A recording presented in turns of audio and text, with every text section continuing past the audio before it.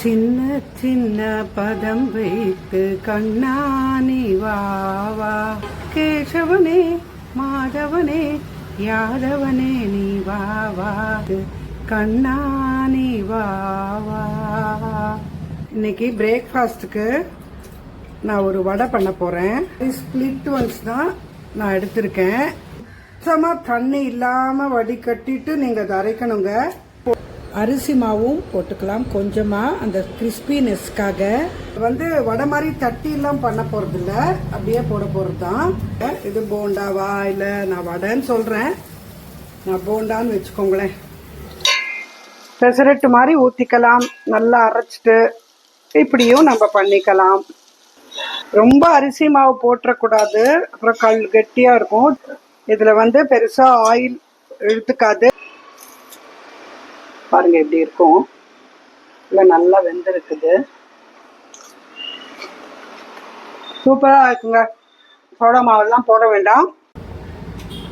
சின்ன சின்ன பதம் வைத்து கண்ணானி வாவா, வண்ண வண்ண மயிலெடுத்து மண்ணானி வாவா, சின்ன சின்ன பதம் வைத்து கண்ணானி வாவா, கேசவனே மாதவனே யாதவனே நீ வாவா, கேசவனே மாதவனே யாதவனே நீ வாவா, சின்ன சின்ன பதம் வைத்து கண்ணானி வாவா. ஹலோ ஃப்ரெண்ட்ஸ், இன்னைக்கு பிரேக்ஃபாஸ்ட்டுக்கு நான் ஒரு வடை பண்ண போகிறேன். அதுக்கு இந்த பச்சை பயிர் எடுத்து நான் ஒரு 3 hours நல்லா ஊற வச்சேன். இந்த மாதிரி ஸ்பிளிட் ஒன்ஸ் தான் நான் எடுத்திருக்கேன். இதை 3 மணி நேரம் ஊற வச்சதில் இப்படி இருக்குது. இப்போ இதில் தோல் அப்படி மேலாக்க இருக்குது, பட் நான் அந்த தோலை போட்டுற போடுறதில்ல, அதோடையே அப்படியே அரைச்சிட போகிறேன் மாவை.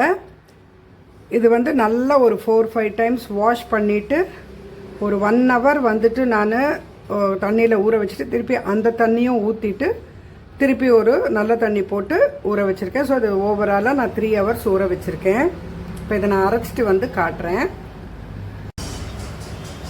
நான் இதை அரைச்சிட்டு வந்துட்டேன். இது ரொம்ப சுத்தமாக தண்ணி இல்லாமல் வடிகட்டிட்டு நீங்கள் அதை அரைக்கணுங்க. போட்டு அரைச்சிட்டேன். அதுலேயே பச்சை மிளகா, ஒரு 2 பச்சை மிளகா, இஞ்சி, கருவேப்பிலை, வெங்காயம் எல்லாத்தையும் கட் பண்ணி போட்டுடுறேங்க. போட்டுட்டு இதையும் நல்லா சேர்த்து பிசைஞ்சிக்கலாம். கொத்தமல்லி போடலை, வேணுமுன்னா போட்டுக்கலாம். இப்போது இதில் கொஞ்சம் அரிசி மாவும் போட்டுக்கலாம் கொஞ்சமாக, அந்த கிறிஸ்பினஸ்க்காக. இப்போ வடை பண்ணுறதுக்கு பேனில் ஆயில் விட்டுட்டு ஆயில் சூடாச்சு. இது வடை மாதிரி தட்டிலாம் பண்ண போகிறதில்ல, அப்படியே போட போகிறது தான்.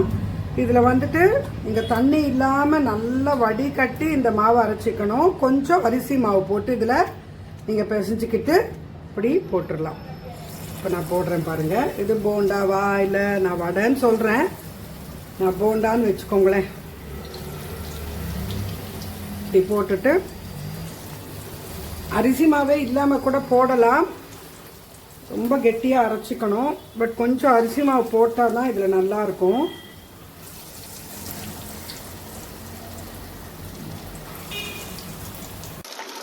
இப்போ திருப்பி போடலாம். இந்த பக்கம் வெந்துருச்சு, நல்லா இதாகிடுச்சு, சுட்டுருச்சு.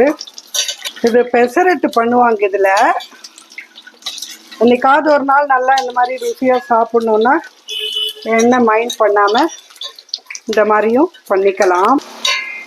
பெசரட்டு மாதிரி ஊற்றிக்கலாம், நல்லா அரைச்சிட்டு இப்படியும் நம்ம பண்ணிக்கலாம். இப்போ இந்த பக்கமும் நல்லா சுட்டுருச்சு. இதில் நீங்கள் வேணுமுன்னா கொஞ்சோண்டு இட்லி சோடா போட்டுக்கோ, அதாவது சோடா மாவு போட்டுக்கோங்க, கொஞ்சம் கெட்டியாக இருக்கும்னு ஃபீல் பண்ணால். நான் போடலை, இது ஆறிடுச்சுன்னா நல்லா தான் இருக்கும். இப்போ இதை மொத்தத்தையும் நான் எடுத்துடுறேன் இந்த செட்டை. அடுத்த செட்டு போட்டுக்கலாம். அடுத்த செட்டும் திருப்பி போட்டுக்கிறேன்.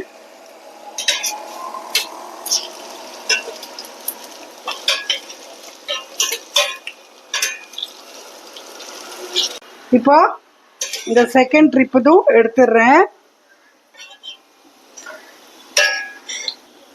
ரொம்ப அரிசி மாவு போட்டுறக்கூடாது, அப்புறம் கெட்டியா இருக்கும். சும்மா ஜஸ்ட் கொஞ்சோண்டு ஒரு கரகரப்புக்காக.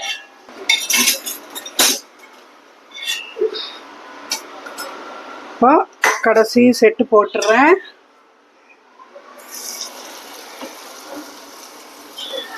இது ஏஎம்சி கடாயில் வந்துட்டு பண்ணியிருக்கேன். இதில் வந்து பெருசாக ஆயில் இழுத்துக்காது. அண்ட் நம்ம வந்துட்டு இந்த ஆயிலை ரீயூஸ் பண்ணிக்கிறதுனால ஒரு தப்பும் இல்லை. கடைசியாக 2 தான் இருந்தது. அண்ட் கலரும் உங்களுக்கு பார்த்தீங்கன்னா கலரே மாறாதுங்க ஆக்சுவலாக பெருசாக. இப்போ இதையும் நான் எடுத்துட்டு காட்டுறேன்.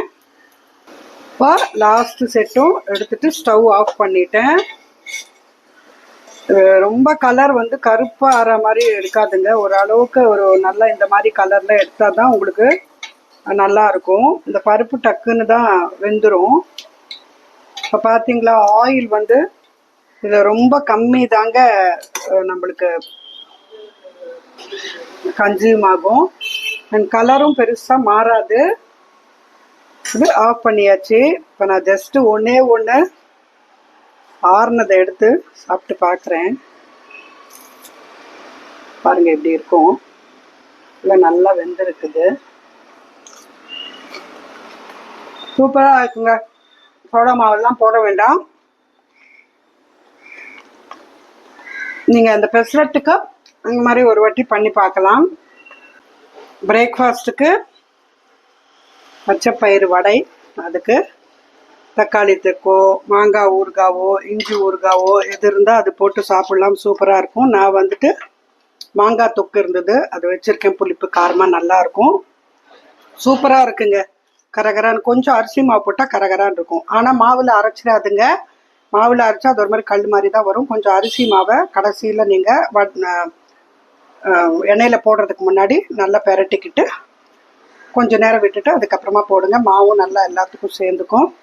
இட்லி சோடாலாம் போடலைங்க, சூப்பராக இருக்குது. ஒரு 3 hours ஊற வச்சா போகிறோம் மாவை, அந்த பருப்பை.